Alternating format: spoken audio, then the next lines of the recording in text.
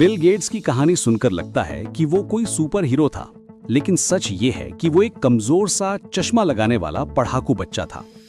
फिर कैसे बना दुनिया का सबसे अमीर आदमी? क्योंकि उसने एक बात समझ ली थी, ताकत मसल्स में नहीं, माइंडसेट में होती है। बिल गेट्स का बचपन बिल्कुल आम था। स्कूल जाता, पढ़ता, लेकिन एक अलग भूख थी उसमें, सीखने की। टीचर्स कहते थे, ये बच्चा ज्यादा सोचता है। और सच में वो सिर्फ पढ़ता नहीं था, समझता था। जब पहली बार उसने कंप्यूटर देखा तो उसने मशीन नहीं देखी, उसने भविष्य देखा। बाकी बच्चे खेल रहे थे, वो कोडिंग कर रहा था। घंटों बैठा रहता, दुनिया भूल जाता। क्यों? क्योंकि जिस काम में मजा आ जाए वहीं से महानता शुरू होती है। अब यहाँ दिलचस्प बात यह है कि बिल गेट्स हार्वर्ड यूनिवर्सिटी में पढ़ रहा था, दुनिया की सबसे बेहतरीन यूनिवर्सिटी, लेकिन उसके दिमाग में कुछ और चल रहा था। वो सॉफ्टवेयर का भविष्य देख रहा था। एक दिन उसने फैसला किया, हार्वर्ड छोड़ना है। माँ बाप परेशान, दोस्त हैरान, लोग कहते पागल है क्या, हार्वर्ड छोड़कर क्या करेगा? लेकिन बिल के मन में एक आवाज थी, अगर मैं अभी नहीं कूदा तो पूरी जिंदगी किनारे खड़ा रह जाऊंगा।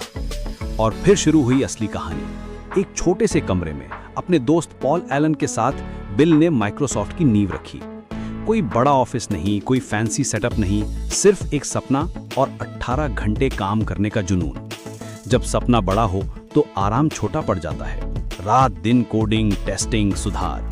एक बात समझनी जरूरी है, 99% लोग यहाँ हार मान जाते हैं, लेकिन बिल अलग था। फिर आया वो पल जिसने सब कुछ बदल दिया। IBM, दुनिया की सबसे बड़ी कंपनी, को एक ऑपरेटिंग सिस्टम चाहिए था। वो माइक्रोसॉफ्ट के पास आए और पूछा, क्या तुम्हारे पास ऑपरेटिंग सिस्टम है? बिल का जवाब था, हाँ है। लेकिन सच ये था कि उसके पास कुछ भी नहीं था। कई बार आत्मविश्वास हकीकत से पहले बोलता है। उसने तुरंत एक ऑपरेटिंग सिस्टम खरीदा, उसे मॉडिफाई किया और MS-DOS बनाया। यही था वो मोमेंट जिसने माइक्रोसॉफ्ट को आसमान तक पहुंचाया। लेकिन बिल यहाँ नहीं रुका, उसने विंडोज बनाया, एक ऐसा सिस्टम जो आम इंसान भी इस्तेमाल कर सके। पहले कंप्यूटर सिर्फ इंजीनियर्स के लिए थे, बिल ने उन्हें हर घर तक पहुंचाया और धीरे धीरे वो बन गया दुनिया का सबसे अमीर आदमी। लेकिन असली कहानी यहाँ खत्म नहीं होती, असली कहानी यहाँ शुरू होती है। जब बिल के ऊपर मोनोपोली के केस आए, जब लोगों ने उसे विलन बनाया, तब भी वो टूटा नहीं। क्यों? क्योंकि उसने पैसा नहीं, सिस्टम बनाया था, और सिस्टम कभी नहीं टूटते। फिर 2000 में बिल ने एक और बड़ा फैसला लिया। माइक्रोसॉफ्ट की लीडरशिप छोड़कर उसने बिल और मिलिंडा गेट्स फाउंडेशन शुरू किया।